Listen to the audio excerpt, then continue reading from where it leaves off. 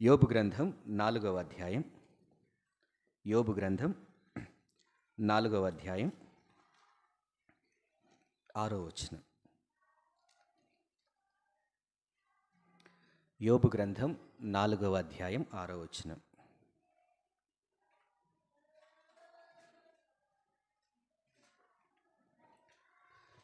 ఈ వచనం కూడా తీసి చదువుతున్నారా? రైట్, దేవునికి స్తోత్రం. యోబు గ్రంథం 4వ అధ్యాయం 6వ వచనం. నీ భక్తి నీకు ధైర్యము పుట్టింపదా. చాలమ్మ. సామెతల గ్రంథం 14వ అధ్యాయం. సామెతల గ్రంథం 14వ అధ్యాయం 26వ వచనం. యెహోవాయందు భయభక్తులు కలిగి ఉండుట చాలు. ప్రభు సహాయం కొరకు చిన్న ప్రార్థన చేసుకుందాం. తలలో ఉంచండి. అత్యంత కృపా కనికరం కలిగిన మా తండ్రి, దయగలిగిన మా ప్రభువా, పరిశుద్ధుడా, కన్న తండ్రి, నీ కొందనాలు నాయనా. ఈ మంటిని ప్రేమించి మహదైశ్వర్యాన్ని విడిచి కొన్ని వేల సంవత్సరాల క్రిందట ఈ భూమి మీదకి అదే మానవ రూపాన్ని ధరించుకొని మా మధ్యలోనికి వచ్చిన దేవుడిగా ఉన్నావు తండ్రి. 33.5 సంవత్సరాల పవిత్ర జీవితాన్ని లోకానికి చూపించి మానవుడు ఇలా బ్రతికితే మరలా తిరిగి నా వద్దకు వస్తాడు అన్న మాదిరి మాకు ఉంచిపోయి మరలా మా కొరకు రానయున్న కన్న తండ్రి, నీ కొందనాలు. ఏమిచ్చిన రుణం తీర్చుకోగలం? ఈ రోజున లోకమంతా అశాశ్వతమైన తండ్రి ఇక్కడ విడిచిపెట్టి వెళ్ళిపోయే వాటిలో ఆనందిస్తూ ఉంది. కానీ మేము శాశ్వతమైన నీ సన్నిధిలో నీ పిల్లలంగా ఆనందించడానికి, నిన్ను ఆరాధించడానికి నీవు మాకు అనుగ్రహించిన ఈ శ్రేష్టమైన సమయం, ఎన్ని వేల కోట్లు వెచ్చించిన ఈ సమయం మా జీవితాల్లో మరలా దొరకదు ప్రభువా. అంత గొప్ప సమయాన్ని మీరు మాకు అనుగ్రహించారు. ఈ కొద్ది సమయాన్ని మాకు దీవించండి. నీ వాక్యాన్ని నాకు మీ పిల్లలకు విరిచి వడ్డించండి. నిలిచిన నేను కూర్చున్న ఎవ్వరికంటే యోగ్యునైతే కాదు, అది మనిద్దరికీ తెలిసిన సంగతే ప్రభువా. నేనెంత బలహీనుడనో, ఎంత అయోగ్యుడనో, అపాత్రుడనో ఎరిగినవాడో, కేవలం నీ మాట, నీ పిలుపు, నీ కృప, నీవు సిలువ చాటును మరుగుపరిచి నీ పిల్లలతో నీవే మాట్లాడతావన్న ధైర్యం తప్ప మరొకటి లేదు. అందుకే ఆ సంతానాన్ని నీ చేతులకు అప్పగించుకుంటూ మీరే మహిమ, ఘనత, ప్రభావాలు పొందమని అర్థమయ్యే రీతిగా మా అందరికీ మీరు బోధించి మా లోపాలను సరిచేసి మమ్మల్ని ధైర్యపరిచి బలపరిచి యోగ్యంగా నీ బలలో చేయవేయటానికి కృపను అనుగ్రహించమని మా అందరి రక్షకుడు, విమోచకుడు యేసు ప్రభు వారి పేరిట తండ్రి అయిన మీకే సమర్పిస్తున్నాను పరమ తండ్రి. ఆమేన్. రైట్, 2 వాక్య భాగాల్లో మనం చూసినటువంటి ఒక మాట ఉంది. అదేమిటో చెప్తారా? భక్తి ధైర్యాన్ని పుట్టిస్తుంది. ఈ రోజున క్రైస్తవునికి ఉండవలసినటువంటి అత్యంత ప్రధానమైనటువంటి క్వాలిఫికేషన్ లేదా అర్హత లేదా ప్రధానమైన బాధ్యత ఏమిటి అంటే దేవుని ఎడల కలిగి ఉండవలసిన భయభక్తులు. భయము, భక్తి అనేది దేవునిలో మనం ముందుకు వెళ్ళటానికి కారణమవుతుంది. ఈ రెండూ లేనివాడు ప్రభువుని ఆరాధించలేడు, ప్రభువు కొరకు నిలబడలేడు, ప్రభువు కొరకు బ్రతకలేడు, దేవుని వద్ద నుంచి ఎలాంటి మేలులు కూడా పొందలేడు. ఈ రెండు లేని వాళ్ళు కూడా మేలులు పొందుతారు, ఉన్నతంగా ఉన్నవారు ఉంటారు. కానీ అవేవి కూడా దేవుని వద్ద నుంచి వచ్చినవి కావు. దేవుని వద్ద నుంచి వచ్చే వేరే ఉంటాయి. అందులో ఉన్న ఆనందం వేరే ఉంటుంది, అందులో ఉన్న సంతోషం వేరే ఉంటుంది. అందుకే ప్రధానంగా మనకు బైబిల్ గ్రంథం నేర్పించేది ఏమిటి అంటే దేవుని ఎడల విశ్వాసి భయభక్తులు కలిగి ఉండాలి. విచారం ఏమిటి అంటే క్రైస్తవ సమాజానికి ఈ రోజున ఒకటి ఉంది. అదేమిటి అంటే భయం. ఎందుకు భయం ఉంది? నామకార్థంగా భక్తి చేసేవాడికి భయం ఉంటుంది, అవిశ్వాసికి భయం ఉంటుంది, అప్పుడప్పుడు వచ్చి వెళ్ళేవాడికి కూడా భయం ఉంటుంది, భక్తి చేసేవాడికి భయం ఉంటుంది. భయం అనేది కామన్గా ఉంటుంది. ఎందుకంటే బయటికెళ్తే మనల్ని ఏమన్నా గుద్దిద్దేమో, ప్రార్థన చేసుకోపోతే దేవుడు ఏదైనా నష్టం చేస్తాడేమో, ఆయన ఏదో చేస్తాడన్న భయం ఉంది మనకి. అసలు ఉండవలసిన భయం ఏమిటి అంటే ఆయన ఏమై ఉన్నాడో దాన్ని బట్టి భయపడాలి. అందుకే యోహాను ప్రకటన గ్రంథం రాసేటప్పుడు అక్కడ అంటాడు, చచ్చిన వాని వలె. ఎందుకు భయపడ్డాడు యోహాను? అప్పటి వరకు రొమ్మున ఆనుకున్నవాడు, అప్పటి వరకు కలిసి తిరిగినవాడే కదా, అప్పటి వరకు ప్రభువుతో పాటు సహవాసం చేసినవాడు, కలిసి భోంచేసినవారు, ఎన్నో ప్రాంతాలు కలిసి విజిట్ చేసినవారు, ఎంతోమందిని ప్రభువుతో కలిసి స్వస్థపరిచినవాడు, ఆయన పరిచర్యలో ఉన్నవాడు. అప్పుడు రొమ్మున ఆనుకున్నవాడు ఇప్పుడు ఎందుకు చచ్చిన వాని వలె ఆయన పాదాల వద్ద పడ్డాడు? అంటే ఆయన యొక్క స్వరూప స్వభావాలు, ఆయన యొక్క మహిమా రూపం అసలు ఏమై ఉన్నాడో ఆయన అనేది యోహానుకు తెలిసిన రోజున ఆయన ధైర్యం చేయలేకపోయాడు. ప్రభువుని చూసి భయం వేసింది. కానీ ఈ రోజున మనకున్న భయం వేరు, ఆనాడు యోహానుకున్నటువంటి భయం వేరు. అయితే ఈ భయం సంగతి పక్కన పెడితే ఈ రోజున క్రైస్తవులంగా, విశ్వాసులంగా మనకు ఉండవలసినటువంటి భక్తి మనకు ఏ స్థాయిలో ఉందో మనం పరీక్షించుకోవాలి. ఇక్కడ భక్తి ఎందుకు అంటే అక్కడ చెప్తున్నాడు, యోబు గ్రంథకర్త అంటున్నాడు, నీ భక్తి నీకు ధైర్యము పుట్టింపదా. ఎందుకు ఈ ధైర్యం? ఎందుకు అంటే ఈ రోజున ఉన్న పరిస్థితులు అలాంటివి. క్రైస్తవ్యం ఇదివరకులా లేదు. రోడ్డెక్కి ఒక మాట దేవుని గురించి చెప్తే కొడుతున్నారు. ఇదివరకు కొట్టలే, ఇదివరకు దెబ్బలు తినేవాళ్ళం కాదు. కానీ ఇప్పుడున్న పరిస్థితులు వేరు. ప్రభుత్వాలు వ్యతిరేకమవుతున్నాయి క్రైస్తవ్యానికి, ప్రజలు వ్యతిరేకమవుతున్నారు క్రైస్తవ్యానికి, క్రైస్తవులకి. ఒక మాట నోటి వెంట నుంచి రాకముందే కొట్టడానికి ప్రయత్నించేటువంటి సమాజంలో ఈ రోజున మనం ఉన్నాం. సమాజంలోనే భయపడుతున్నాడు, ప్రజల మధ్య భయపడుతున్నాడు. విచారం ఏంటంటే తాను వెళ్ళిన ప్రతి స్థలంలో కూడా క్రైస్తవుడు భయంతోనే ఉండాల్సి వస్తుంది. నోరెత్తి ప్రభువు గురించి చెప్తే ఏమంటారో అని. మా చిన్నప్పుడు నాకు బాగా గుర్తు, మేము భద్రాచలంలో రామాలయం టెంపుల్ ఉంటుంది కదా, ఆ టెంపుల్ సరౌండింగ్స్లో ఉండేవాళ్ళం. టెంపుల్ పక్కనే మా ఇల్లులన్నీ కూడా. మా పాస్టర్ గారు, ఆయన బర్నబా ప్రసాదరావు గారు, మా అయ్య గారు, ఆయన ఫారెస్ట్ డిపార్ట్మెంట్లో జాబ్ చేసేవారు. ఈవినింగ్ మాకు సువార్త చెప్పడానికి వచ్చేవారు. సో అలా కొంతకాలం గడిచిన తర్వాత మా అమ్మగారు రక్షించబడ్డారు. అటు తర్వాత మేము కూడా సండే స్కూల్ అట్లా అలవాటైంది. ఆయన తన పరిచర్యను ఆ ప్రాంతంలో ప్రారంభించారు. నాకు బాగా గుర్తు, మేము ప్రేయర్ మీటింగ్స్ ఎక్కడ పెట్టేవాళ్ళో తెలుసా?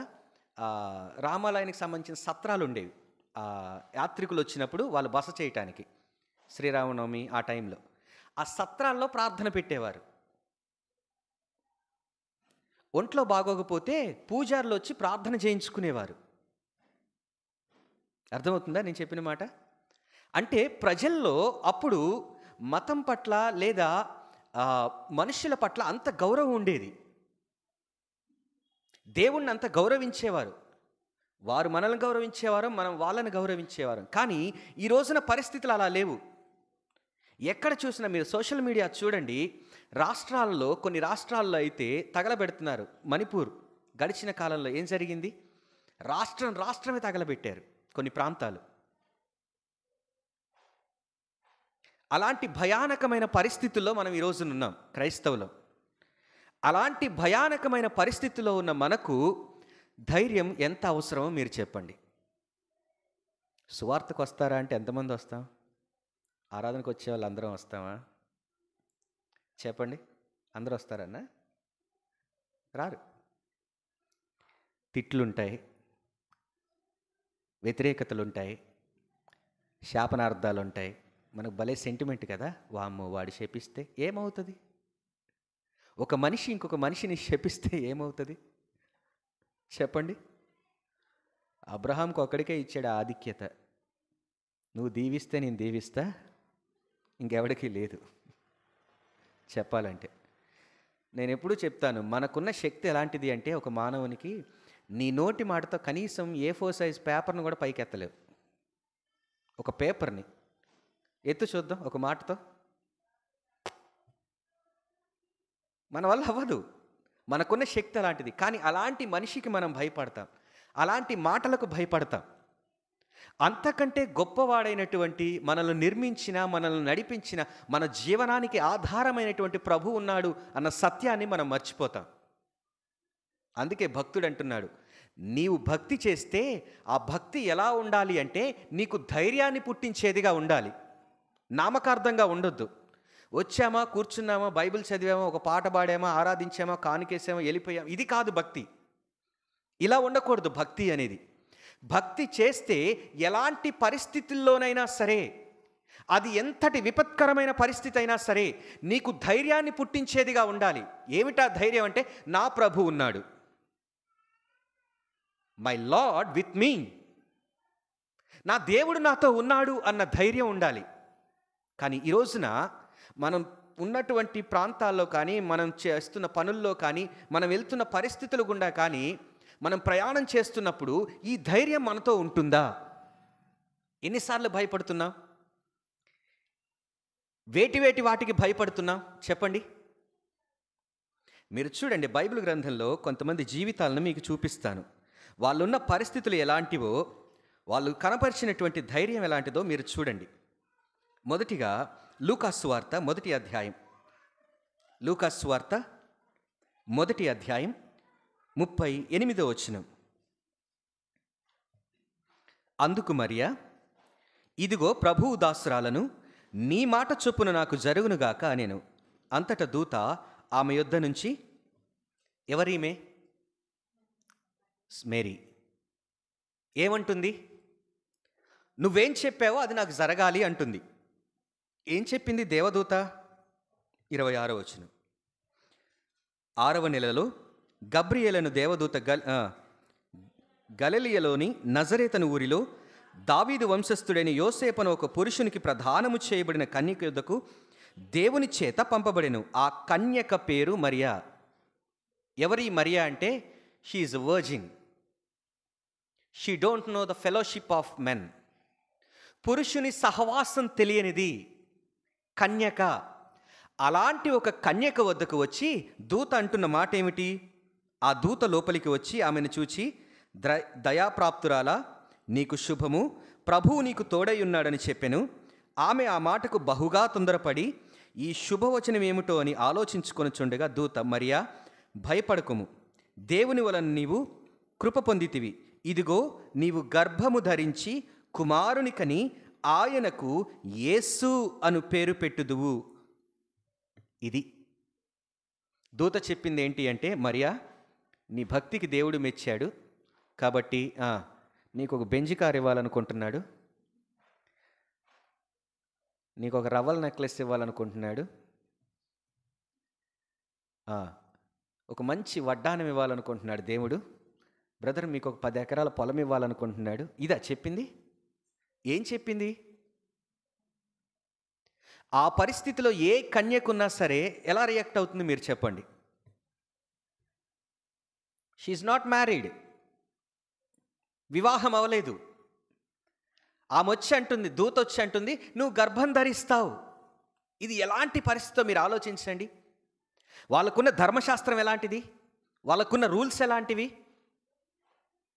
మీరు చూడండి. ద్వితీయోపదేశకాండం ఎక్కడ? 22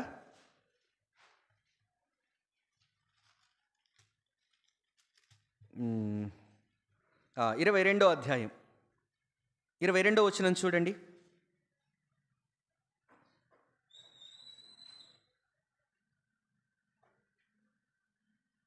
23 కన్యక అయిన చిన్నది ప్రదానం చేయబడిన తరువాత ఒకడు ఊరిలో ఆమెను కలుసుకొని ఆమెతో శయనించిన ఎడల ఆ ఊరి గవిని యొద్దకు వారిద్దరిని తీసుకొని వచ్చి ఆ చిన్నది ఊరిలో కేకలు వేయుచున్నందున ఆమెను తన పొరుగువాని భార్యను అవమానపరిచినందున ఆ మనుష్యుని రాళ్లతో చావగొట్టవలెను.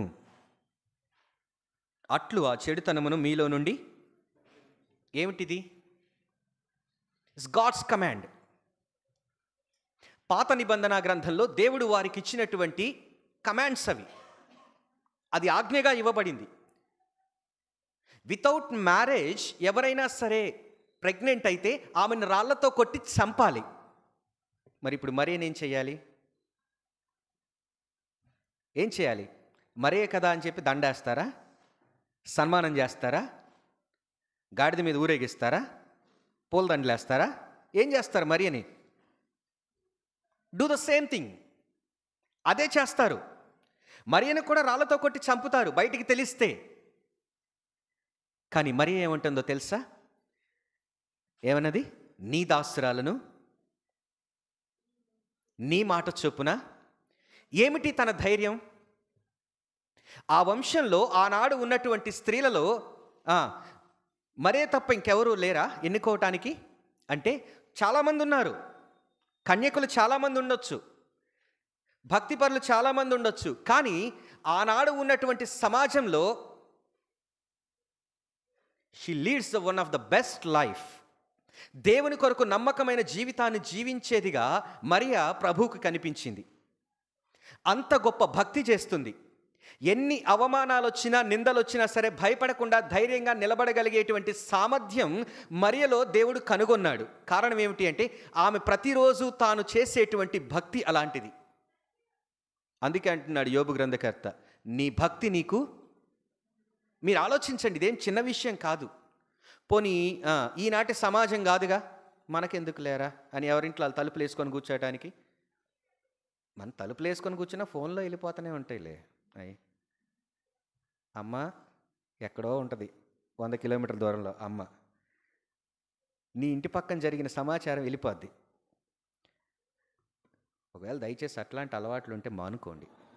ఏదైనా ప్రయోజనకరమైంది ఉంటే ఫోన్ చేసి చెప్పండి, ఉపయోగకరమైంది అయితే. కానీ ఒకరిని బాధ పెట్టేది, ఒకరిని నిందించేది, ఒకరిని అవమానించేది, లేకపోతే ఒకరి విషయంలో మాట్లాడితే అది దేవుడు మనల్ని తప్పుగా పరిగణిస్తాడు అని తెలిసినప్పుడు నోరు మూసుకొని ఉండటం చాలా మంచిది. అక్కలాగా మాస్క్ పెట్టుకోండి మీరు కూడా. అర్థమైందా? ప్లాస్టర్ వేసుకోండి. ఈనాటి సమాజం కాదది. కొంచెం బయటికి తెలిసినా సరే, అందులోనూ యూదులు చాలా రోషం కలిగిన వారండోయ్. వాళ్ళ సంగతి మీకు తెలియదు. స్టిల్ ఇప్పటికీ అదే రోషం ఉన్నది. ఇజ్రాయెల్ అనేటువంటి చిన్న దేశం, చుట్టూ 12 అరబ్ దేశాలు కొన్ని సంవత్సరాల నుంచి ప్రయత్నం చేస్తున్నాయి నాశనం చేయాలి అని. 2000కు పైగా రాకెట్లు వదిలితే 2 రాకెట్లు మొన్న పడ్డాయి వాళ్ళ ప్రాంతంలో, అంతే. యుద్ధానికి కానీ దేవుని కొరకు రోషం కలిగి బ్రతకటానికి కానీ వారిలాంటి భక్తి మనం మన వల్ల కాదు కూడా. అంత నిష్టగా ఉంటారు. ఏదైనా సమాజంలో తప్పు జరిగితే అంతే ఘోరమైనటువంటి శిక్షలు ఉంటాయి అక్కడ. అలాంటి సమాజంలో ఉంది మరియా. బహుశా అందుకే మొదటిగా భయపడి ఉండొచ్చు. కానీ తరువాత తాను జ్ఞాపకం చేసుకున్నది ఏమిటి అంటే తాను చేస్తున్నటువంటి భక్తి. ఎన్ని అవమానాలు వచ్చినా, నిందలు వచ్చినా, ఈ రోజున నలుగురు అన్యుల మధ్యలో మనం క్రైస్తవులం అని చెప్పుకోవటానికి సిగ్గుపడుతున్నటువంటి క్రైస్తవులు ఉన్నారు ఈ రోజున. చెప్పరు బయటికి. ఎందుకంటే అదొక నామోషిగా ఫీల్ అవుతారు. హేళన చేస్తారేమో, దూరం చేస్తారేమో, దూరంగా ఉంచుతారేమో. ప్రభువు కొరకు ఒక మాట చెప్పటానికి తెగించకపోవటానికి కారణం అదే. చులకనగా చూస్తారేమో. క్రైస్తవులం అనగానే సమాజం ఒక ముద్రేసింది కదా, ఒక కులం పేరు చెప్పి, అలా అనుకుంటారేమో. అప్పటి వరకు సహవాసం చేసినామా మాట్లాడదేమో, ఇంటికి పిలవదేమో, ఫంక్షన్స్కి పిలవరేమో, మనల్ని విడిగా చూస్తారు. ఇలాంటి ఎన్నో భయాలున్నాయి క్రైస్తవునికి. ఆ భయాలన్నిటి మధ్యలో ప్రభువు కొరకు ధైర్యంగా నిలిపేదేమిటి? నీ జీవితంలో ప్రభువు కొరకు నిన్ను నమ్మకంగా నిలబెట్టేదేమిటి? నీవు ఆయన కోసం చేసేటువంటి భక్తి. నిజమైనటువంటి భక్తి ఉన్నవాడు దేనికి భయపడరు. ధైర్యంగా ఏ విషయానికైనా నిలబడతారు. మరియా ఆ స్టాండ్ తీసుకుంది. ఎందుకు? పుట్టేదెవరు? ఆయనే. దేవుడే నా కడుపున పుడుతున్నాడంటే నన్ను కాపాడే బాధ్యత ఎవరిది? నన్ను సంరక్షించే బాధ్యత ఎవరిది? ఆయన చూసుకుంటాడు అన్నీ. ఈ రోజున రక్షించబడిన దేవుని పిల్లలంగా ఆయన మనల్ని తన స్వరక్తం ఇచ్చి కొన్న సంఘంలో మనల్ని తన అవయవాలుగా నిలబెట్టాడు. పిలిచినవాడు ఆయనే, రక్షించినవాడు ఆయనే, నిన్ను కొన్నవాడు ఆయనే, నిన్ను కన్నవాడు ఆయనే, నిన్ను కనికరించి నడిపించేది కూడా ఆయనే. మరి ఇంకా ఎందుకు భయం? దేన్ని బట్టి భయపడుతున్నాను చెప్పండి? ఏదొచ్చినా ఆయన చూసుకోడా? నువ్వు ఆశాంతం ఆయన చేతుల్లోకి వెళితే, భక్తి అంటే అర్థం ఏంటంటే నీదంటూ ఏముండదు. నీ జీవితంలో ప్రతి దాని మీద అధికారం దేవునిది అని అర్థం. అది భక్తికి సరి అయిన నిర్వచనం. ఆయన చేతుల్లో పెట్టటం. ఆయనకి చేతగాంది ఏముంది? ప్రభువు చేయలేనిది ఏముంది? మీరు చెప్పండి. ఆయన చేయలేని కార్యం భూమి మీద ఏదైనా ఉందా? ఏదీ లేదు. కానీ కొన్నిసార్లు ఈ భయాలన్నిటి మధ్యలో పరిష్కారాన్ని మన చేతుల్లోకి తీసుకుంటాం. అందుకే మన సమస్యలు అలానే ఉంటాయి, వాటికి పరిష్కారాలు దొరకవు. కారణం ఏంటంటే మనం వెతుకుతూ కూర్చుంటాం. అందుకే ఆయన అంటాడు, భారం మోస్తున్నావు కదా, నా దగ్గరికి రా, నేను నీకు అంటే పరిష్కారాన్ని నేను చూపిస్తా. విశ్రాంతి ఎప్పుడు వస్తుంది మనిషికి? ఒక సమస్య ఉన్నప్పుడు విశ్రాంతితో ఉండగలమా? ప్రశాంతంగా పడుకోగలమా? చెప్పండి. నిద్ర పట్టిద్దా? తిన్నదరిగిద్దా? ఎప్పుడు విశ్రాంతి వస్తుంది? ఎప్పుడు ప్రశాంతత వస్తుంది? ఎప్పుడు నెమ్మది వస్తుంది? ఆ సమస్యకు ఒక పరిష్కారం దొరికినప్పుడు. ఎవరు ఆ పరిష్కారం? ఆ పరిష్కారం పేరే యేసు. అంతే, ఇంకా వేరేది ఏది కాదు. అది ఎలాంటిదైనా సరే, మన జీవితంలో ఎలాంటి సమస్య అయినా సరే, ఒకే ఒక్క పరిష్కారం, అన్నిటికీ ఒకటే పరిష్కారం, అదే యేసు. ఆయన్ని నమ్మింది, ఆ లోకరక్షకుని నమ్మింది మరియ. అందుకే అన్ని భయానకమైన పరిస్థితుల్లో దేవుడు మరియకు అండగా యోసేపు నిలబడటానికి కారణమైంది. నీ పక్షాన కూడా దేవుడు ఏదో ఒక ఏర్పాటు చేస్తాడు ఖచ్చితంగా. సమస్యల్లో వదిలేసే దేవుడు కాదు. సమస్యల్లో వదిలేసే దేవుడు కాదు. భక్సింగ్ గారి సేవా అనుభవాలు చూస్తే కనుక ఎంత అద్భుతంగా ఉంటాయంటే ప్రతిదీ ఆశ్చర్యమే. ఆయన చేసేటువంటి భక్తి అలాంటిది. ఏ సమస్య వచ్చినా సరే. ఒకసారి యూత్ కన్వెన్షన్ జరుగుతుంది. బియ్యం లేవు, కూరగాయలు లేవు, వచ్చిన జనాలకి ఉన్నాయి సరిపో. ఆయన ప్రార్థనలో ఉన్నారు. ఆయన ప్రార్థనలో ఉంటే తెగించి ఆయనతో మాట్లాడే ధైర్యం ఎవరికీ లేదు, దగ్గరికి వెళ్ళరు. ఇక్కడ చూస్తేనేమో బ్రదర్స్ అందరూ భయపడుతున్నారు, ఏం జరిగిద్దో ఏంటో, భోజనం టైం అయిపోతుంది, పెద్ద సమస్య వచ్చి పడింది. ఆయనేమో అనట్లే అనట్లే ప్రార్థన చేస్తున్నాడు అక్కడ కూర్చొని. ఇంకో బ్రదర్ వాక్యం చెప్తున్నారంట. ముందు రోజే దేవుడు మాట్లాడాడు ఆయనతో, అందుకే ధైర్యంగా ముందుకెళ్ళాడు ఆయన. ఒక ఆయన అప్పటికి సాహసించి తిడితే తిట్టాడు, 2 దెబ్బలు కొడితే కొట్టాడులే, పోయో మాట అడుగుదామని వెళ్ళాడంట. అయ్యా మరేంటి, భోజనం టైం అవుతుంది, అక్కడ చూస్తే ఏం లేవు, ఉన్న యూత్ అంతా చాలామంది జనం ఉన్నారు, 5,000 మందికి పైగా ఉంటారు, మరి భోజనాలు అలాగా ఏంటి అని. ప్రభు చూసుకుంటాడు వెళ్ళండి అన్నాడు. ప్రభు చూసుకుంటాడంటే కొంపదీసి పైనుంచి అప్పుడు కురిసినట్టు ఆయన కురుస్తాయే ఏంటి? పూరేళ్ళు కురిసేది ఏదో. మరి ఈ రోజుల్లో పూరేళ్ళు తింటారో తినరో, చికెన్ బిర్యానీ, దమ్ బిర్యానీ, మటన్ బిర్యానీ కురిస్తే బాగుండని నేను అనుకుంటున్నాడంట. సరిగ్గా భోజనాల టయానికి ఒక పెద్ద లారీ వచ్చి ఆగింది చర్చ్ ముందు. వచ్చి వాళ్ళు అన్నారంట, అయ్యా మా అమ్మాయి పెళ్ళి, చాలా గొప్ప ఆయన. 5,000 మందికి పైగా భోజనాలు ఏర్పాటు చేశాం. మా అమ్మగారు చనిపోయారు వివాహం టయానికి. ఆ పెళ్ళి ఆగిపోయింది. భోజనాలు ఏం చేయాలి, ఎంతమంది కనిపెడతాం, ఎంతమంది కని పంచుతాం అంటే, నాకు తెలిసిన ఓ బ్రదర్ అన్నాడు, అక్కడ ఒక పెద్ద మీటింగ్ జరుగుతుంది, వాళ్ళకి ఇచ్చేయండి, వాళ్ళు పెట్టుకుంటారు, ఆ జనాలకై సరిపోతాయి అంటే తీసుకొచ్చానని అన్నాడట. మనకు అర్థం కావు పరిష్కారాలు, మనకు తెలియదు, మనం వెతకలేము. చెప్తున్నా కదా, ఆయన మీద ఆధారపడిన జీవితాలు, యథార్థమైన భక్తి చేసేటువంటి జీవితాలు ఎప్పుడూ కూడా ఏ పరిస్థితిలోనైనా ధైర్యంగానే నిలబడతాయి. మరి అది అలాంటి జీవితం. అందుకే అన్ని అవమానాల మధ్య, నిందల మధ్య అన్నిటికీ తెగించింది.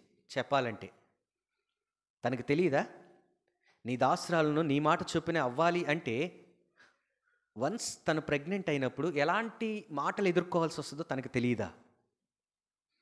అప్పటికి ప్రధానమే కదా అయింది, మ్యారేజ్ అవ్వలేదు కదా. ఎలాంటి శిక్ష ఉంటుందో కూడా తనకు తెలుసు, ధర్మశాస్త్రం తెలిసిన స్త్రీ కదా. అన్నిటికీ తెగించి నిలబడింది అంటే అర్థం ఏంటి? ఆయన చూసుకుంటాడు, ఆయనే ప్రొటెక్ట్ చేస్తాడు, తన కుమారుణ్ణి ఆయనే కాపాడుకుంటాడు. ఈ రోజున మనకు లేనిది ఏమిటి అంటే ఈ ధైర్యం. ఆయన మనల్ని విడిచిపెట్టడు అన్న ధైర్యం మనకు ఉండాలి.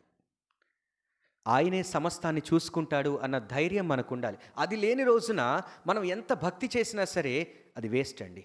చెప్తున్నా కదా, ఆ ధైర్యం లేని రోజున, ఆ నిశ్చయత నీ అంతరంగంలో లేని రోజున నువ్వు దేనికన్నా భయపడుతున్నావు అంటే నీ భక్తి విషయంలో లోపం ఉంది అని అర్థం. లోపభూయిష్టమైన భక్తి ఎప్పుడు భయాలతోనే కొనసాగుతుంది, కానీ మరే జీవితంలో అది లేదు.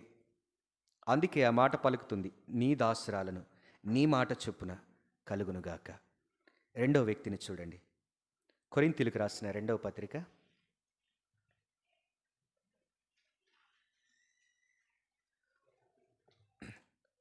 కొరింథీయులకు రాసిన రెండవ పత్రిక 12వ అధ్యాయం, 2 Corinthians chapter 12 verse 10, 10వ వచనం. 9 నుంచి చదువుదామా? 7 నుంచి చదివితే మనకి క్లియర్గా అర్థమవుతుంది.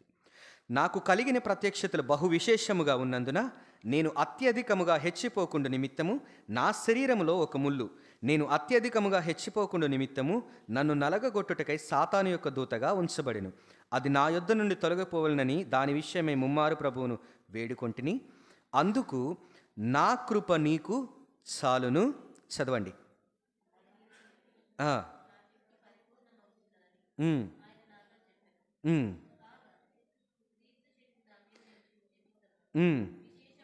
నా బలహీనతయందే బహు సంతోషముగా నేనెప్పుడు బలహీనుడను అప్పుడే బలవంతుడను గనుక క్రీస్తు నిమిత్తము నాకు కలిగిన బలహీనతల్లోనూ, నిందల్లోనూ, ఇబ్బందుల్లోనూ, హింసల్లోనూ, ఉపద్రవంలోనూ నేను తనకున్నటువంటి శరీర లోపాన్ని బట్టి, శారీరక శ్రమను బట్టి ధైర్యంగా నిలిచి మాట్లాడుతున్న పౌలు మనకు కనిపిస్తున్నాడు.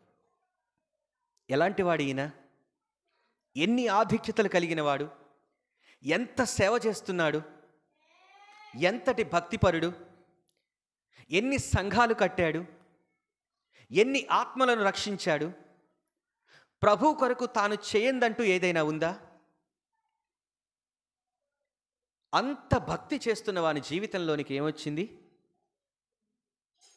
శారీరకమైన శ్రమ. ఈ రోజున ఈ పనికి మాలిన బోధలన్నీ ఇట్టే చచ్చినాయి. ప్రభువుని నమ్ముకో, రోగం తగ్గిపోద్ది. ప్రభువు దగ్గరికి రా, గడ్డ కరిగిపోద్ది. The prosperity gospel, healing gospel తగ్గకపోతే ఏమవుద్ది? దేవుడు లేనట్టే, అంతే. ఆ బోధల యొక్క అర్థం ఏంటంటే నీకు తగ్గకపోతే దేవుడు లేనట్టే. అవునా? మరి పౌలు దేవుడు ఏమయ్యాడు? పౌలు తాను చేస్తున్న భక్తి ఎవరికి చేస్తున్నాడు? తీసేశాడా? నయం చేశాడా? వెంటనే టచ్ అన్నాడా దేవుడు? లేదే. పౌలు ఏమైనా కింద పడి గిలగిల కొట్టుకున్నాడా ప్రార్థన చేయగానే? తాను చనిపోయేంత వరకు అదే ముళ్ళు కదా, అలానే ఉంది కదా, దానితోనే కొనసాగాడు కదా. శారీరక శ్రమ వద్ద ఈ రోజున మనకు లేనటువంటి ధైర్యం అదే. చిన్న రోగం వస్తే చాలు, అమ్మో ఏంటిది, ఏమైపోతాను, నా పిల్లలు ఎట్లో, నాకు ఏదన్నా అయితే, మళ్ళీ మా ఆయన రెండో పెళ్లి చేసుకుంటే అట్ట, నా చీరలో నా నగలని దానికి ఇచ్చేస్తాడేమో. శారీరక శ్రమ వద్ద ఎంత భయపడుతున్నామంటే, ఆయన చిత్తమైతే ఖచ్చితంగా అది నయం చేస్తాడు. లేదు అంటే అది నీ మేలు కోసమే ఆయన ఉంచాడేమో. పౌలు అదే అంటున్నాడు, ఉంటే ఉందిలే. ఒకవేళ దానికి కారణం ఇదేనేమో, ఇంత పరిచర్య చేస్తున్న నాకు గర్వం రాకుండా, నేను హెచ్చిపోకుండా, నేను కాలు రెగరేయకుండా ఆయనే ఉంచాడేమో. ఉండని. ఎందుకు? అంతకంటే మించినటువంటి అధికమైన కృప నా మీద ఉంది. His grace upon me. ఆయన కృప నా మీద నిలిచి ఉంది. అంతకంటే ఏం కావాలి? అది భక్తి. శారీరక శ్రమను బట్టి కృంగిపోయి నువ్వేం దేవుడవు, ఇది తగ్గించలేదు, అది తగ్గించలేదు, స్వస్థత రాలేదు, పైగా పక్కన ఉంటారు కదా, ప్రార్థన చేస్తున్నావేమో ఇంకా తగ్గలేదా, ఏం ప్రార్థనమ్మా, ఈ తాయెత్తు కట్టరా అది పిల్లోడికి, భలే వింటాం కదా. అందుకే పౌలు భలే పేరు పెట్టాడు, అది సాతాను దూత అంట. మనకి దూతలు పక్కనే ఉంటారు చెవులు. ఆ దూత చెప్పే మాట వినంగానే ఈ దూతలు చెప్పే మాటలు భలే వింటాం. శారీరక శ్రమ వద్ద భయపడినటువంటి క్రైస్తవులంగా మనం ఉన్నామా చెప్పండి? ఏదైనా అనారోగ్యం వస్తే వెంటనే మన ఆలోచన మరణం దాకా వెళ్ళిపోద్ది. చస్తే పరిస్థితి ఏమైద్ది? చస్తే ఎక్కడికి వెళ్తావు చెప్పాలి. ఎక్కడికి వెళ్తామా? ఏమో ఇద్దరే చెప్తున్నారు దేవుడి దగ్గర, కానీ ఎవరు మాట్లాడట్లే. డౌట్, అనుమానం ఉందా? పోన్లేండి, మీ అనుమానం బలపరచబడునుగా. ఆమేన్. మరి ఏం చేయండి? అదే చెప్పాలి. ఇంకా అనుమానం ఉంటే. అనుమానం ఏం లేదు, ఆయన రక్తమాంసాల్లో పాలిభాగస్తులం మనం. ఆ నిశ్చయత లేకపోతే మరి ఇంకెందుకు ఆ భక్తి? అనారోగ్యం వచ్చింది, ప్రభువా నీ చిత్తం అనాలి, అంతేగా. స్వస్థత ఇచ్చినా నీ మహిమ కొరకే, ఇవ్వకపోయినా. ఈరోజు నా స్టేటస్లో పెట్టా జార్జ్ విట్ఫీల్డ్ చెప్పిన మాట. శ్రమలో, నిందలు, అవమానాలు ఇవన్నీ కూడా అంట మనల్ని పరలోకం వైపు చూపిస్తాయంట. భూమి మీద మన మనసు విరగ్గొట్టి పరలోకం మీదకి మన మనసు మళ్ళీ ఎలా చేస్తాయంట. ఇదే పౌలు ఏమంటాడో చూడండి. ఇదే కొరింథీయులకు రాసిన 2వ పత్రిక 4వ అధ్యాయంలో 7వ వచనం నుంచి చూడండి.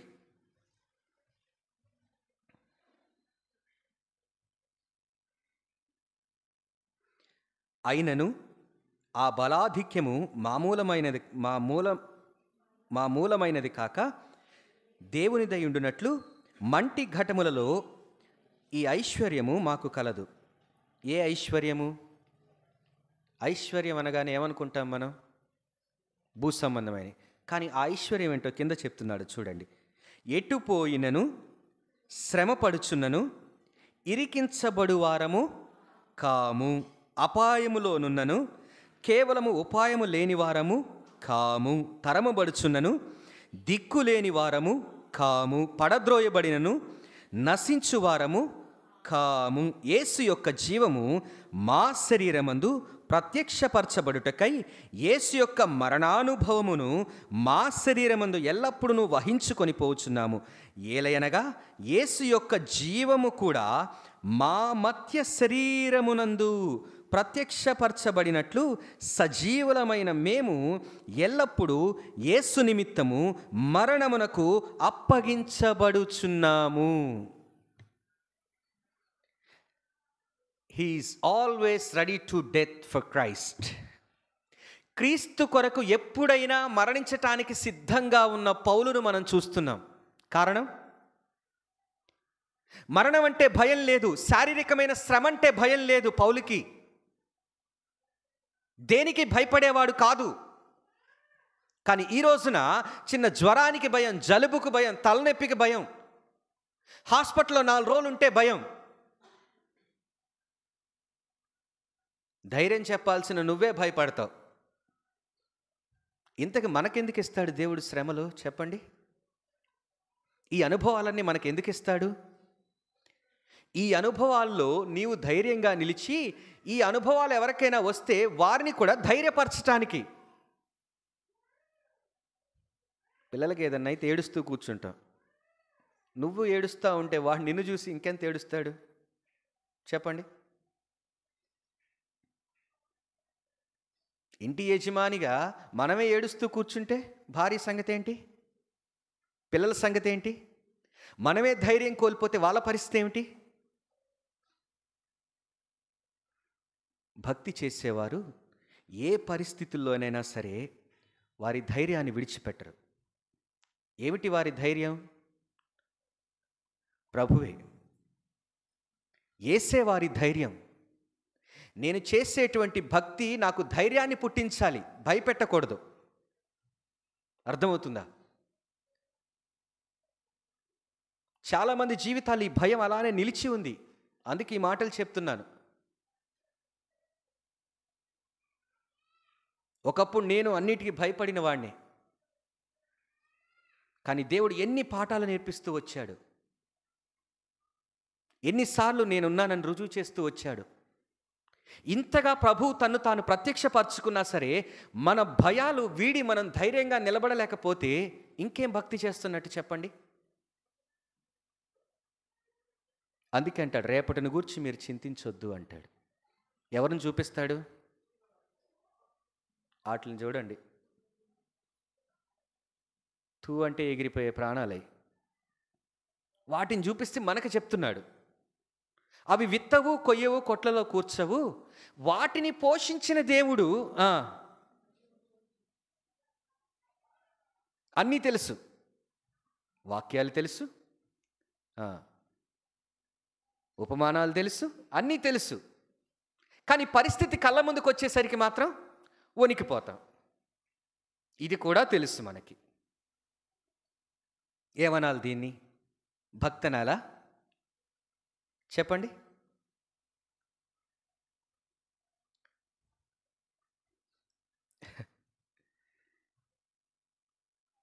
రండి, ఇంకొక వ్యక్తిని చూపిస్తాను. యోబు గ్రంథం 1వ అధ్యాయం 21వ వచనం. భక్తి గురించి రాసినటువంటి యోబే ఎలాంటి పరిస్థితులు గుండా వెళ్ళాడో తెలుసుగా మనందరికీ. 21లో ఏమంటున్నాడు చూడండి.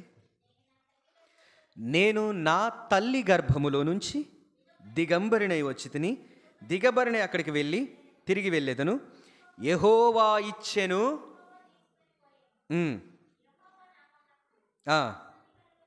ఏం కలగాలి? స్తుతిస్తున్నాడు యోబు. ఎందుకు? తన పిల్లలకు ఉద్యోగం వచ్చింది, పెళ్ళిళ్ళైని, తన యావదాస్తి రెట్టింపైంది, తన పంట 60 బస్తాలు పండాల్సింది ఎకరానికి 120 బస్తాలు పండింది. గొడ్లు, పశువులు, ఎడ్లు ఇవన్నీ కూడా డబల్ త్రిబుల్ అయిపోయాయి. అందుకేనా స్తుతికోటం పెట్టాడు యోబు. థ్యాంక్స్ గివింగ్ చెప్తున్నాడు. ఎందుకు స్తుతిస్తున్నావు యోబన్నా? ఏం జరిగింది నీకు? ఏం మేలు జరిగిందని స్తుతిస్తున్నావు యోబన్నా? చెప్పు, ఏం మేలు జరిగింది? ఆ పైన ఉంటాయి, ఆ మేలులన్నీ పైన ఉంటాయి, చదవండి. ఒకడు వస్తాడు, అయ్యా నీ పిల్లలు ఇంట్లో అన్నాలు తింటున్నారు, భోజనాలు చేస్తున్నారు, చచ్చిపోయారు, 10 మంది ఒకేసారి పోయారు. శత్రువులు వచ్చారు, మమ్మల్ని అందరినీ చంపేశారు, ఎడ్లు, పశువులు, గాడిదలు అన్నీ ఎత్తుకొని పోయారు, యావదాస్తి పోయింది. అంతేనా? ఏం కాదు, మళ్ళీ నాకు వయసు ఉంది, బలం ఉంది, నేను సంపాదించుకుంటే ఆరోగ్యం ఉంది అంటే అది లేదు. ఆరోగ్యం కూడా పోయింది. వీటన్నిటి మధ్యలో యోబు పలుకుతున్న మాట ఏమిటి? ఏమంటున్నాడు? Thank you Lord, give thanks to the holy one. పరిశుద్ధ దేవునికి నేను కృతజ్ఞతాస్తుతులు చెల్లిస్తున్నాను. Why he's praising God? ఎందుకు దేవుని స్తుతిస్తున్నాడు? అరే ఇవేవి కాదు నా భక్తికి ఆధారం, ఆయన ఉన్నాడు. పోతే ఏంటి? ఇచ్చింది ఎవరు? ఆయనే. మళ్ళా ఇస్తాడు అని స్తుతించట్లేదు. మరలా చెప్తున్నాను వినండి. అక్కడ అంటున్నాడు యెహోవా ఇచ్చెను, మరలా యెహోవా ఇస్తాడు అనే మాట మాట్లాడలే. గుర్తుపెట్టుకోండి, ఇచ్చాడు, తీసుకెళ్ళిపోయాడు, అంతే. మళ్ళా ఇస్తాడు అన్నాడా? There is no extension word. ఇచ్చాడు, తీసుకున్నాడు. తీసుకున్నందుకు వందనాలు, ఇచ్చినందుకు వందనాలు చెప్పే కదా, తీసుకున్నందుకు కూడా వందనాలు చెప్తా. అదండి భక్తి అంటే. కరోనాలో ఎలా పోషించబడ్డాం మనం చెప్పండి ఒక మాట. ఎవడన్నా పని చేశాడా? అందరు ఇళ్లలోనే కూర్చున్నారుగా. ఒక్క ఆటో అని అట తిరిగిందా? మనము పోషించబడ్డాం. ఆ పేపర్లు అమ్ముకుని ఆయన పోషించబడ్డాడుగా. ఎలా పోషించబడ్డా? మన బలమా, మన శక్తా, మన ఉద్యోగాల? ఏమీ లేవే. భయానకమైన పరిస్థితులు. మా అమ్మకు వచ్చింది కరోనా. ఆ టైంలోనే హార్ట్ పేషెంట్, బీపీ, షుగరు. నేను ఒకటే అన్న, హాస్పిటల్లో జాయిన్ చేసి, అమ్మ దేవుడు ఆయుష్ ఇస్తే బతుకుతావు, లేకపోతే ఆయన దగ్గరికి వెళ్తావు. కానీ ఒకటి గుర్తుపెట్టుకో, ధైర్యంగా ఉండు. నీ ధైర్యం ఏంటంటే నీ భక్తే. నువ్వు నమ్మిన ప్రభువే నీ ధైర్యం. 3 రోజులు ఉంది హాస్పిటల్లో. తానున్న వార్డులో 3 రోజుల్లో 4 చచ్చిపోయారు. తానున్నటువంటి ఆ ప్రిమిసిస్లో, ఆ వార్డులోనే. రోజు చూడటానికి వెళ్ళేవాడిని. నాన్న నిన్న ఒక ఆయన చచ్చిపోయాడు రా అనేది. అబ్బా సరే నీకేమనిపిస్తుంది అన్న. ఏం కాదులే నాన్న, దేవుడు ఆయుష్ ఇస్తే బతుకుతా, లేకపోతే లేదు. రైట్. తెల్లారి వెళ్ళాడు. నాన్న ఇవాళ కూడా 2 చచ్చిపోయారు రా అనేది. నీకేమనిపిస్తుంది? ఏం కాదు నాన్న, దేవుడు ఆయుష్ ఇస్తే బతుకుతాను, లేకపోతే లేదు, దేవుని చేతిలో ఉంది. 3 రోజులు అదే పరిస్థితి. 4 చచ్చిపోయారు. ఎలా ఉంటుంది చెప్పండి? నువ్వు మంచం మీద ఉన్నావు, అటుపక్కడు ఇటుపక్కడు వెళ్ళిపోతూనే ఉన్నారు. But you are still alive. నువ్వు బ్రతికే ఉన్నావు. కారణం ఆయన ఆయుష్ ఇచ్చాడు కాబట్టి. మీకు తెలుసా, కరోనాలో 100 మంది చచ్చిపోతే 90 మంది భయంతోనే చచ్చారు. 10 మందే రోగంతో చచ్చిన వాళ్ళు ఉన్నారు. 90 మంది ఏమైపోద్దో అని టెన్షన్ పడి, భయపడి, ఈ టెన్షన్ పార్టీలు ఎక్కువ ఉంటాయి, భలే టెన్షన్ పడతా ఉంటారు. ఏమి అవ్వదు, ఏమి జరగకముందే వాళ్ళే అన్నీ తెచ్చేసుకుంటా ఉంటారనమాట. భయంతో చచ్చిపోయిన వారు చాలామంది ఉన్నారు.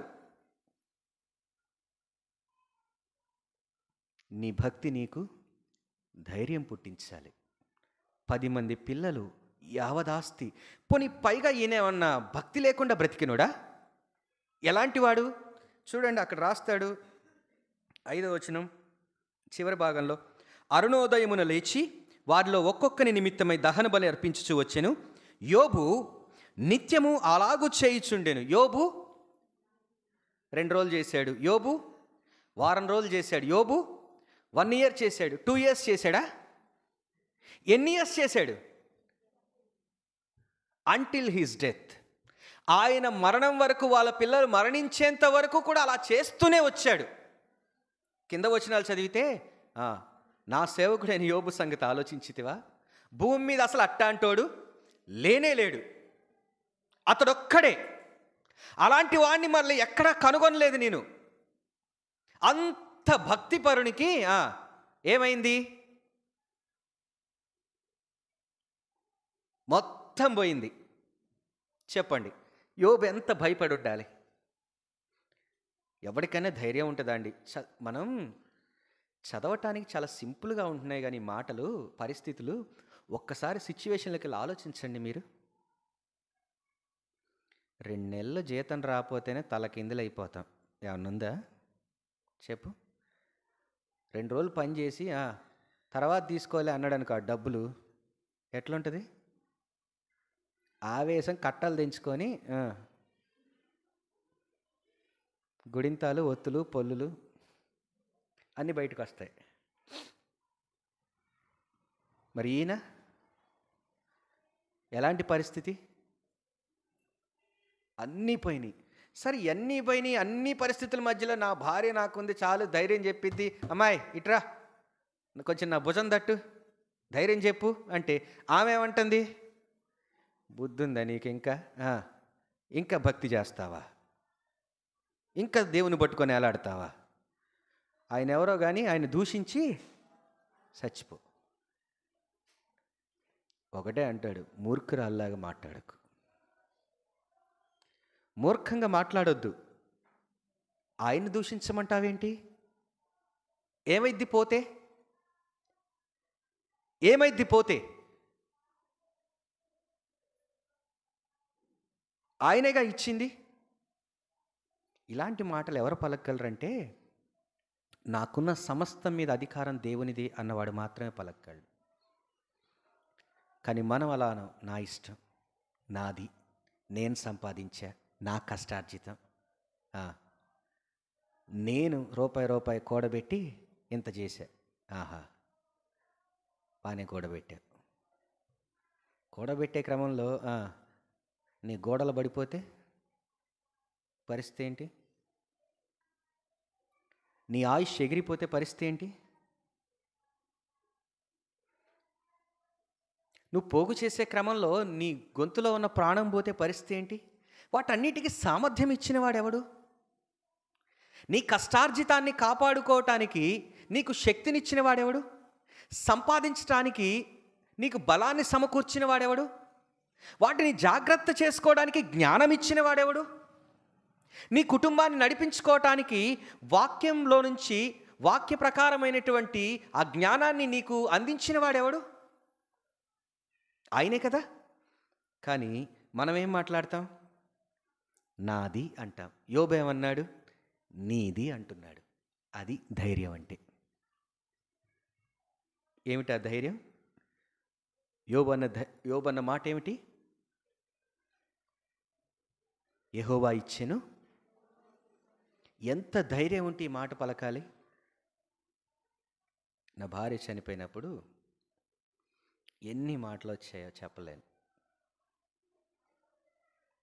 అన్యులు, మా తరపున ప్రభువు నమ్మిన వారు ఎవరూ లేరు. అందరూ మా చుట్టాలు, అందరూ కూడా మా మేనమామ ఒక్కళ్ళే అమ్మ తరపున. సేవ చేస్తున్నావుగా, ఆ దేవుడు పరిచర్య చేస్తానన్నావు, మరి ఎందుకు ఇట్లా జరిగింది? నీకేం మేలు చేశాడు దేవుడు? నీకేం ఒరిగింది?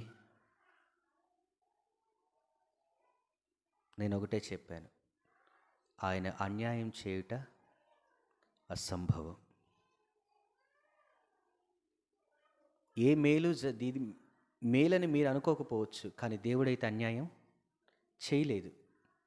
ఎందుకంటే నాకు భార్యనిచ్చింది ఆయన, తీసుకుంది ఆయనే. దేవుని పిల్లల జీవితాల్లో, మరలా చెప్తున్నాను, యథార్థమైన దేవుని పిల్లల జీవితాల్లో ఏది కూడా ఆయన అనుమతి లేకుండా రాదు. అది ఏదైనా సరే, అది శ్రమ అయినా, ఇబ్బంది అయినా, ఆశీర్వాదమైనా, కష్టమైనా, దుఃఖమైనా, మరణమైనా దేవుడు అనుమతించిందే రాదు. యోబు జీవితంలో అదే మనం చూస్తాం. అప్పటి వరకు అన్నీ చేయగలిగిన వాడు తన ప్రాణాన్ని ఎందుకు ముట్టుకోలేకపోయాడు? అపవాది. అప్పటి వరకు కాదు, దేవుడు అనుమతించేదాకా కూడా ఏం ముట్టుకోలేకపోయాడు. యోబుని టచ్ చేయలేకపోయాడు. ఈ Satan waiting for the God's command. దేవుని ఆజ్ఞ కోసం చూస్తున్నాడు అపవాది కూడా. నాకు అనిపిస్తుందండి, మనకంటే వీడే నయమేమో అనిపిస్తుంది. నిజమే. ఏదన్నా చేయటానికి దేవుడు అనుమతించేదాకా ఎదురు చూస్తున్నాడు. ఎవరు? మనం ఆహా దూకటమే ఇక మేమైతే పంచెలు పైకి కట్టి తొడలు కొట్టి మీసం మేలేసి నా అంత తోడు లేడని దూకుతాం. తీరా అన్నీ పోయాక అంత నష్టమయ్యాక పంచె కిందకి దించి ఎత్తిన మీసాల కిందకి దువ్వి చేతులు కట్టుకొని ఇప్పుడు ఏం చేయమంటావు చెప్పు అంటాం. ఏది అంత అయిపోయాక. ఎందుకు దేవుని అనుమతి కోరం మనం? నీలో ధైర్యం లేకపోవటానికి ఇది కూడా ఒక ప్రధానమైన కారణమేమో ఆలోచించు. చేసే పనిలో నువ్వు ముందుకు వెళ్ళటానికి ఈ పని నేను చెయ్యాలా వద్దా ప్రభువా విచారణ అవసరం లేదా? ప్రార్థన అవసరం లేదా? మొదలుపెట్టే ముందు దేవుని అనుమతి అవసరం లేదా? దేవుని చిత్తాన్ని తెలుసుకోవాల్సిన అవసరం లేదా? సౌలు దేవుని చేత నియమించబడినవాడే. దావీదు దేవుని చేత నియమించబడినవాడే. సౌలు అభిషేకించబడినవాడు. దావీదు సౌలు రాజు, దావీదు. కానీ వీళ్ళిద్దరిలో ఉన్న వ్యత్యాసం ఏమిటో తెలుసా? ప్రధానమైనటువంటి వ్యత్యాసం విచారణ. దేవుని వద్ద విచారణ. దావీదు ఎక్కడ తొందరపడలేదు, కానీ సౌలు తన జీవితంలో ప్రతి చోట తొందరపాటే. సమయాలు వచ్చేదాకా ఆగాడా? దేవుడు చెప్పేదాకా ఆగాడా? దేవుని వద్ద విచారణ చేయవలసిన వాడు ఆఖరికి ఎక్కడికి వెళ్ళాడు? అది. కానీ దావీదు తన మరణకరమైన పరిస్థితుల్లో తన వారందరూ శత్రువులైనా సరే రాళ్లతో కొట్టి మధ్యలో నిలబెట్టి చుట్టూ జనాలు తన వాళ్ళే, అంతసేపు తన అన్నం పెడితే తిన్నవాళ్ళు, తన మీద ఆధారపడి బ్రతికిన వాళ్ళు తిరిగి తననే రాళ్లతో కొట్టి చంపుదామని చుట్టూ నిలబడితే భయపడలేదు, ధైర్యం కోల్పోలేదు. సరాసరి ఎక్కడికి వెళ్ళాడు? దేవుని వద్దకు వెళ్ళాడు, విచారణ చేశాడు, దేవుని అనుమతి తీసుకున్నాడు. దేవుని అనుమతి లేకుండా మనం చేసేటువంటి ప్రతి పని కూడా మన భయానికి కారణమవుతుంది. 100% ఫెయిల్ అయిపోతాం, ఖచ్చితంగా ఫెయిల్ అయిపోతాం, అందులో అనుమానం ఏం లేదు. అందుకే యోబు అంటున్నాడు, నేను ఇన్ని పరిస్థితుల మధ్యలో కూడా ధైర్యంగా నిలబడటానికి కారణం ఏంటి అంటే ఆయన నాకు నేర్పించిన భక్తి. ఆయన ఎడల నేను చూపించేటువంటి భయభక్తులు నాలో ఈ ధైర్యాన్ని నింపాయి. నా పనివారు నా మాట వినట్లేదు, నా స్నేహితులు నా మాట వినట్లేదు. మీరు చూడండి, ఆ వచనాలు చూస్తే మీకు అర్థమవుతుంది. ఇంటికి వెళ్ళిన తర్వాత చదువుకోండి, 19వ అధ్యాయం 13 నుంచి. పనివారు మాట వినట్లేదంట, స్నేహితులు దగ్గరికి రాకుండా ఉన్నారు, బంధువులు తన నెలవరులకు ఆయన అసహ్యంగా మారాడంట. ఎవ్వరు మాట ఇన్ని పరిస్థితులున్నా సరే, మరలా చెప్తున్నాను, ప్రభువుని నమ్ముకుంటే మనకెవ్వడూ కూడా దండలేసి సన్మానాలు చెయ్యరు. నీవారే నిన్ను విడిచిపెట్టి వెళ్ళిపోతారు, అందులో ఎలాంటి సందేహం లేదు. నీవారే నీ మీద అబద్ధపు సాక్ష్యాలు పలుకుతారు, నీవారే నీ మీద బాణాలేస్తారు, గుచ్చుతారు, నిందిస్తారు, అవమానిస్తారు, చాలా రకాలుగా నిందలు వేస్తారు. వీటన్నిటి మధ్యలో కూడా నిన్ను ఆయన కొరకు నిలబెట్టేది నీ భక్తి. అందుకే భయం ఒక్కటే ఉంటే సరిపోదు, ఆయన ఎడల భక్తి కూడా ఉండాలి. ఆ భక్తే మనల్ని ఆయనలో ధైర్యంగా నిలబెడుతుంది. మీరు చూడండి, నెహెమ్యా గ్రంథం 6వ అధ్యాయం 2వ వచనం. నెహెమ్యా గ్రంథం 6వ అధ్యాయం 2వ వచనం.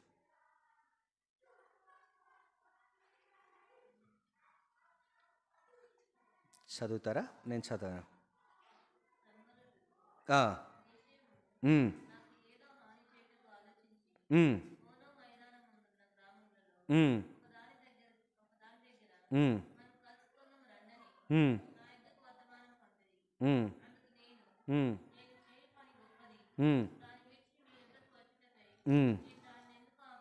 పద్నాలుగో వచనం. ఉమ్, ఉమ్, ఉమ్, ఉమ్, ఉమ్, ఉమ్, ఉమ్. 19వ వచనం. ఉమ్, ఉమ్, ఉమ్, ఉమ్, ఉమ్. ఎందుకు భయపెడుతున్నారు? నెహెమ్యా చేస్తున్న పని ఏమిటి చెప్పాలి. పడిపోయినటువంటి ప్రాకారాలను తిరిగి కడుతున్నాడు. ఏదైతే కాల్చబడిందో ఆ పట్టణాన్ని తిరిగి కట్టేటువంటి పనిని తన భుజాలపైకి ఎత్తుకున్నాడు. అలాంటి పరిస్థితుల మధ్య ఎన్నో బెదిరింపులు వస్తున్నాయి నెహెమ్యాకి, ఎన్నో రకాల మాటలు వస్తున్నాయి. ఎలాగైనా సరే ఈ పనిని ఆపాలనేటువంటి ప్రయత్నాలు జరుగుతున్నాయి. కానీ వీటన్నిటి మధ్యలో నెహెమ్యా ఎక్కడా కూడా భయపడలేదు. కారణం, పనెవరిది?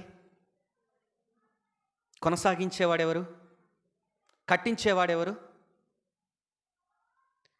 చాలాసార్లు దేవుని పనిని మన భుజాలకు ఎత్తుకున్నప్పుడు మనకి ఎంకరేజ్మెంట్ ఉంటుందని మీరు అనుకుంటున్నారా? అస్సలు ఉండదు. సేవలో ఎన్నో అనుభవాలు ఉంటాయి. ఎందుకు అంటారు? అప్పటి వరకు ధైర్యంగా నిలబడతారు కొంతమంది మన పక్షాన. సడన్గా ఎందుకు వెళ్ళిపోతారో తెలియదండి, వదిలేసి వెళ్ళిపోతారు. కారణాలు ఉండవు. పోయిన వెళ్ళిన వారు వెళ్ళారా అంటే కాముగా వెళ్ళరు, 4 మాటలనే వెళ్తారు. ఉట్టికి వెళ్తే ఎట్టా? మనుషులం కదా. అస్సలు అబ్బాయి మన క్వాలిటీ, వాళ్ళ క్వాలిఫికేషన్ అది కాదుగా. వెళ్ళేవారు మౌనంగా ఎవ్వరు వెళ్ళరండి సేవలో. 4 రాళ్ళు వేసే వెళ్తారు. ఇంత ప్రయాసపడిన తర్వాత వారి నుంచి వ్యతిరేకతలే వస్తాయి, నిందలే వస్తాయి, అవమానాలే వస్తాయి, బెదిరింపులు వస్తాయి. అన్న చాలాసార్లు చెప్తూ ఉండేవాడు, అన్న ఒకసారి ఫోన్ చేస్తే ఎక్కడున్నారన్న అంటే ఇప్పుడే పోలీస్ స్టేషన్కి వెళ్తున్నాం అన్న. Police station? నేను అదేంటన్నా అంటే చెప్తాడు, వాళ్ళు కేసు పెట్టారు, వీళ్ళు కేసు పెట్టారు. మరి మనం పరిచర్య చేస్తున్నామని వాళ్ళు కూడా వచ్చి కూర్చుంటారా? కూర్చోరు కదా. వాడి పని వాడు చేస్తూనే ఉంటాడు. ప్రభువుని నమ్ముకున్నాం కదా అని వాడేం కాముగా ఉండడు. అసలు అపవాదికి కావాల్సింది అన్యులు కాదు, ప్రభువుని ఎరగని వారు. అసలు వాళ్ళతో పనే లేదు వాడికి. వాడికి కావాల్సింది ఎవరు? మనమే వాడి టార్గెట్. ఎట్లయినా సరే. ఇప్పుడు ఊజు దేశంలో ఎవ్వడు లేడా యోబు మీద టార్గెట్ చేయటానికి? ఇంకొక సంగతి ఏంటంటే అప్పటి వరకు వాడు కూడా పెద్ద ఫోకస్ చేయలేదు. దేవుడు అన్నాడు నా సేవకుడైనా అన్నాడు, అయిపోయింది ఇక పని. ఏమన్నాడు? Is my servant. ఎవరం మనం? ఇక నిలిచి వాక్యం చెప్పేటోడే సర్వెంటా? ఏమన్నాడు మనల్ని? రాజులైన యాజక. ఎవరు మీరంతా? You are not a servant. నువ్వు దేవుని పరిచారకురాలివి కాదా? దేవుని పరిచారకుడు కాదా? మరి నీకు భయానకమైన పరిస్థితులు ఎదురవ్వవా? భయపెట్టే పరిస్థితులు నీ కళ్ళ ముందుకు రావా? మరి వచ్చినప్పుడు ఎందుకు ఆశ్చర్యపోతున్నావు? అమ్మో నాకేంటి ఇలా, మరి నీకేంటంటే నువ్వే అన్న దూతల్లో ప్రధాన దూతవా? కాదే. ప్రభువుని నమ్ముకున్నామని పరిచర్య చేస్తున్నామని దండలేసి దండం పెడతారా? కాదే. ఎన్నో వస్తాయి, నిందలు వస్తాయి, అవమానాలు వస్తాయి. నువ్వు కట్టే పనిలో ఉంటావు, వాడు కూల్చే పనిలో ఉంటాడు. వాడే నువ్వు కడతా ఉంటావు, ఇటుకరా ఎందిచ్చా కట్టు కట్టు అండవు. నువ్వు కట్టిన ఇటుకనే కూల్చడానికి చూస్తాడు వాడు. మరి ఇలాంటి పరిస్థితుల మధ్యలో నీ ధైర్యం ఏది చెప్పు? ఎలా ధైర్యంగా నిలబడతావు? నీ ధైర్యానికి ఆధారం ఏది? భయపడుతున్నావంటే నీ భక్తిలో లోపం ఉంది అని అర్థం. మరలా చెప్తున్నాను, ఇలాంటి భయంతో ఎలా బలలో చేయివేస్తాను చెప్పండి? ఇన్ని భయాల మధ్యలో మనం బలలో చేయివేయటానికి మనకున్న అర్హత ఏమిటండి? ఆయన పిల్లలంగా మన భక్తి మనకు ధైర్యం పుట్టించలేనప్పుడు ఆయన రక్తమాంసాల్లో పాలు పంపులు పొందే అర్హత మనకుందంటారా? ఏ ముఖం పెట్టుకొని తీసుకుంటాం? ఆయన ఏమన్నారు? నేను వచ్చే వరకు నా మరణాన్ని, ఆ ధైర్యం ఎంతమందికి ఉంది?